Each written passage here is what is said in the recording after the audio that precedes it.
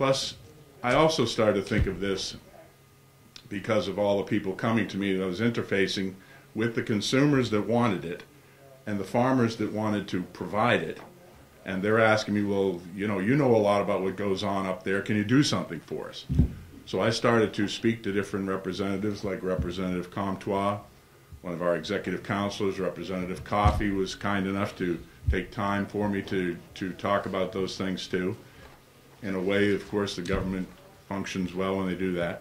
So I realized it was a consumer choice, and I suppose that, as a Commerce Committee, is provocative to you. But I also started to see it as a national security issue and a security issue for the state of New Hampshire, that we don't have enough small farms being able to deliver food to people close by, to their neighbors. And so it was a matter of, in a sense, of saying loyally local. And I don't think any of us have a problem with being loyally local to New Hampshire, to our neighborhoods and our towns. So those were the things that brought me into it. And by the way, whenever there was a shortage of raw milk, that's why they invented Guinness Stout. And by the way, I'm not just the president of the Hair Club. I'm a client also. Open to any questions if you have any. Thank you for your time. Seeing none, thank you very much for your testimony. Guinness is proof that God wanted us to be happy.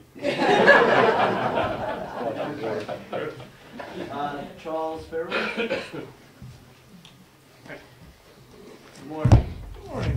You know, it's getting close to lunch, so everybody feel to hit the table of raw milk products on the way out if you like. Yeah, I'll keep my magnum opus short. My name's Charles Farrell. My wife and I own and operate the mustard seed farm in Wolfboro. We're also members of Small and Beginning Farmers, as well as we were founding members of Micro Farmers of New Hampshire. And I'm here today in support of 1402.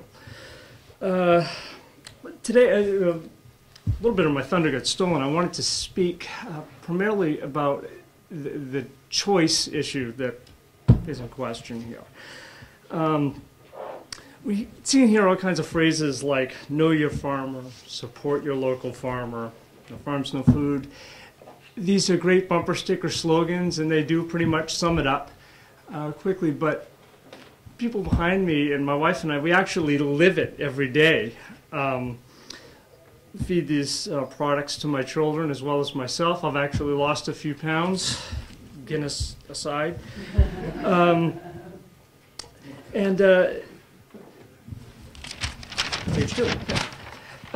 The ability to choose what one puts into their body is probably one of the most rudimentary, God-given choices we have. It's a right.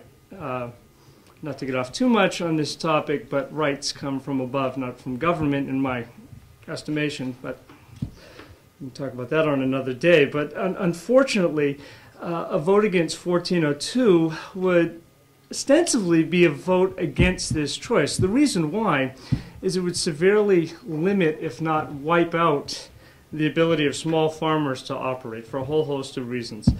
And then for those who wish to go to the larger food stores, go so with my blessings. I'll give you directions from my house. But for those who don't, we do so with the full knowledge of all the risks, both real and perceived. And I'll leave you with a quote from Thomas Jefferson. He said, if people let government decide what foods they can eat and what medicines they can take, the bodies will soon be in as sorry a state as the souls of those who live under tyranny. Now, that may or may not be a verbatim quote, but I think it is safe to say that Thomas Jefferson was probably raised on the products we're talking about here today, and without any government oversight, and he lived to the ripe old age of 83. Thank you.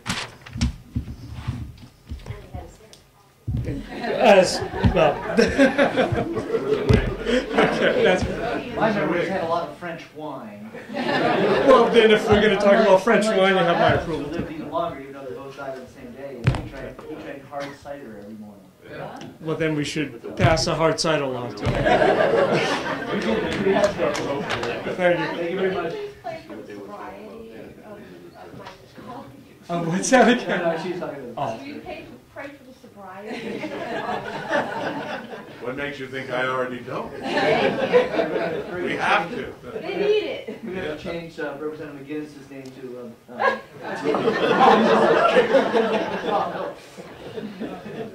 Okay, J.B. Brown. I like the J.B. There you go. I am JB Brown. My handle on the net is JB the Milker. I've worked at various sized dairies. I've worked for Land O'Lakes. I've worked for Idlenot. And I'm also now working at a micro farm, a farm where we milk one cow right now. And when the two others freshen, we'll be milking 3. The biggest thing that this bill does for the farmer, the small farmer, is it gives them a flexibility. We've been able to market raw milk under previous legislation, but this opens it up so we can now do kefir, butter, yogurt, and cheese aged more than 60 days. This means that when, like I just said, we're going to be milking 3 cows, we can't expand our customer base that quickly. This gives us a flexibility to be able to make things that will, butter we can put in the freezer, aged cheese we can keep in the cheese cave, or we can keep for a substantially long time. It's a way of using our product and keeping going, and when our production doesn't meet what the demands of, especially winter time up here in New Hampshire, there aren't a lot of customers. It gives us flexibility that we really need. I listened to you guys squabble over you had much more fun with the alcohol. This is over milk. You're doing good at changing gears. The only other thing I'd like to say is that this has been a real education for myself and everybody behind me. Most all these farmers you see here have been to all the meetings, all the hearings, and we've had quite a few. And it's been a great experience for myself and for everybody I've talked to be able to see how the New Hampshire government works, and this seems to be a case where it is working. Thank you. Any questions? Representative Rice. I'd just like to make a statement, sir, that that's very reciprocal from my perspective. I think that this is probably one of the most enjoyable hearings that I have ever sat in. Because instead of seeing a bunch of people with orange buttons on here, we're looking at the people, we're looking at the citizens of the state, and I really enjoy hearing the questions come directly from you rather than through some paid lobbyists. I really appreciate the comments you're making. Thank you very much. We're an independent group. You live in New Hampshire, Diana Farrell? Dina Farrell. Dina, it is Dina. All right. Thank you, Chairman, members of the board. My name is Dina Farrell. My husband and I own the Old Ways at Mustard Seed Farm. It's a very small micro farm. JB is actually is our farm hand. And we are presently milking 1 cow, hope to milk 3 very soon. And we're a very diversified, self-sustaining farm, primarily to support our family. I have 4 children. And that's initially why we got into this. We wanted the best food possible for our family. But in order to keep the farm animals and keep the farm running, we do need to sell product. Otherwise, it just couldn't happen. And this bill is very important to us personally because it expands what we can sell. The home-baked goods, which, you know, without... Sorry, I had a license at one point and let it go because it just didn't make it worthwhile to sell the home-baked goods. But this bill would allow for that, and the raw milk products. It just expands our inventory. Also, I'm here as the chairman of Micro Farmers of New Hampshire, and it is a newly formed group specifically formed to support this bill because it was important to so many farmers and consumers. The consumers that come to our farms have done the research. They seek us out. Most of us don't even advertise.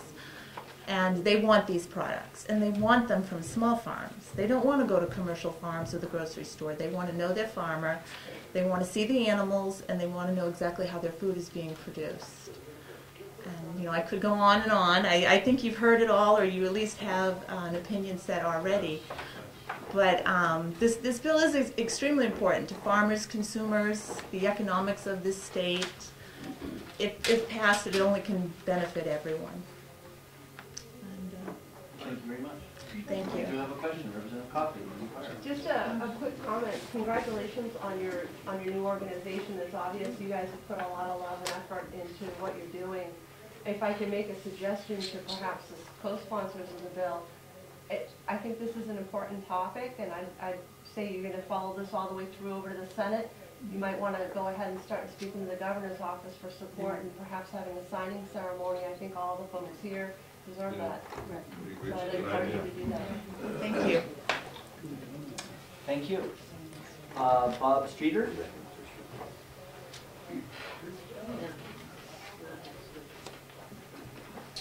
Hi. I'm one of the farmers that got one of those cease and desist letters last summer. I have 3 cows. I also do maple syrup. I can guarantee you that's not raw. I have probably 70 customers that buy yogurt, kefir, raw milk, buttermilk.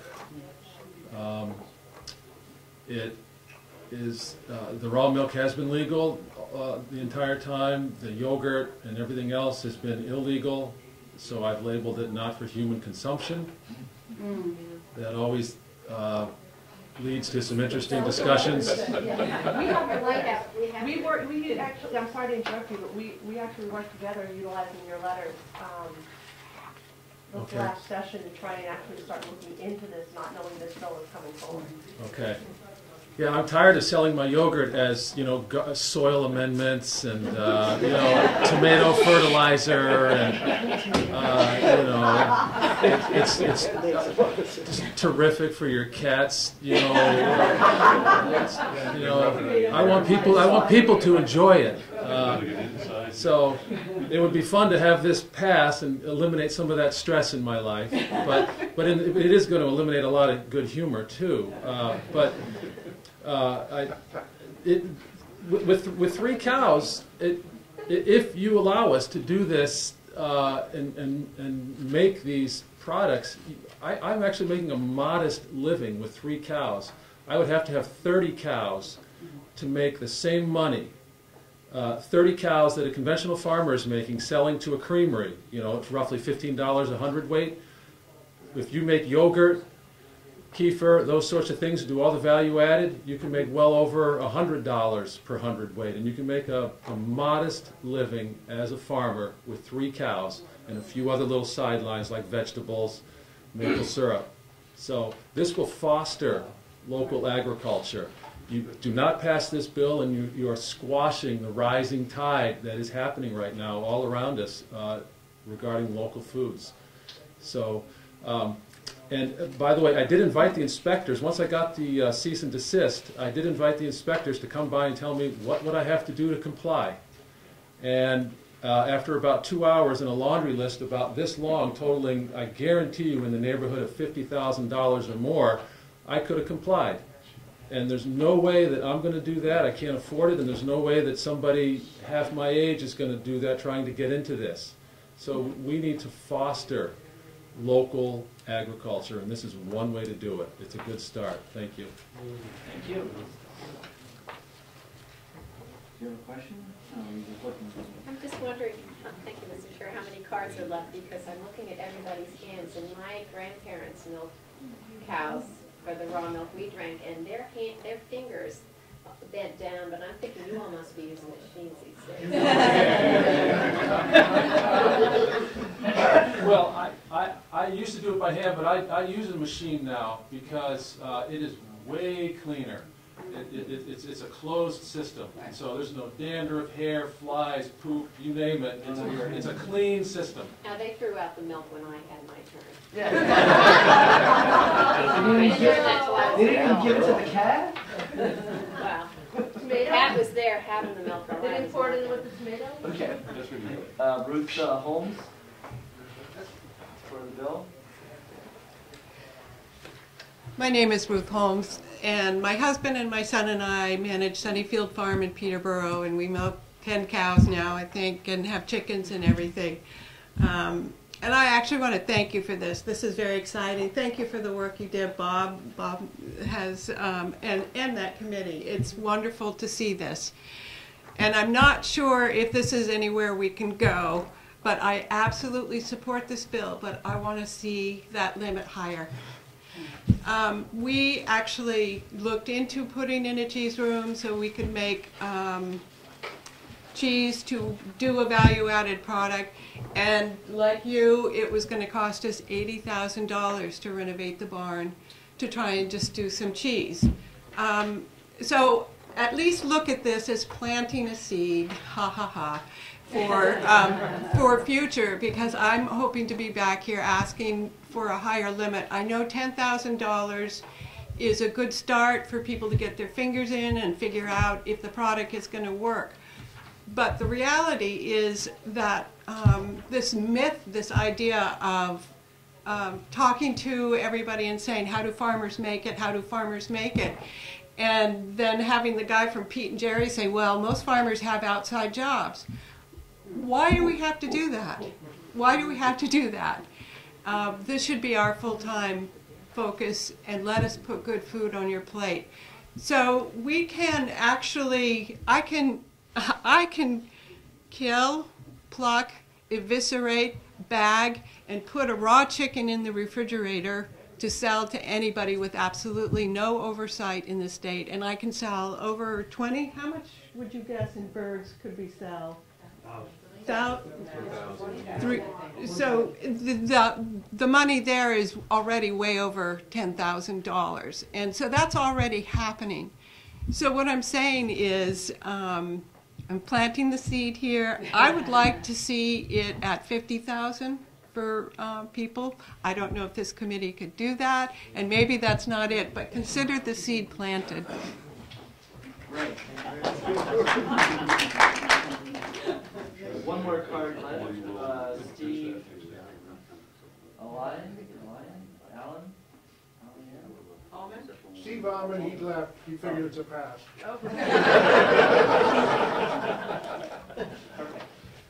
Anybody else want to testify? Seeing none, we'll close the public hearing and I'll show 14 minutes good. Okay. So, that bill that we put in study. Why were you against increasing the monetary limit? Why was your department against increasing the monetary limit? We had discussions about the limits, and the committee, and we agreed that a good first step was 10,000. We never really went further in saying 50,000. We just felt like baby steps was 10,000, and that made sense. How do you feel about, yeah, go ahead. Monetary limit is only on the homestead kitchen license, Thank you. not on the wrong. Not on the wrong Or the line. Right, you've got 20 gallons to do what you would like to do 20 per day. Oh, per day. Yeah. Okay. Thank you. So it's just the jams, This jellies. is that, And it wouldn't include birds. no. It was just Because that's a different thing. home cooked foods. So the lady that was speaking a moment ago, she can go over that figure. She can do 20,000. $1,000. Well, I heard the 20,000. 20 times 365. Right. So that seems like a lot of it. $10,000 is a lot of jelly. For the jellies and jams and cookies and, Exactly. you know, we don't want to cut into, Girl Scout cookies. And if they get any bigger than that, They don't if make they them get in any their bigger than kitchens. that, we were thinking that they could probably afford to license their facility too, because that's pretty much heavy-duty production. for those. I'm not gonna muck up the bill. Thank you. I was just curious. Next year we'll come. Okay, the members of the committee, we have these two, then we get the other two.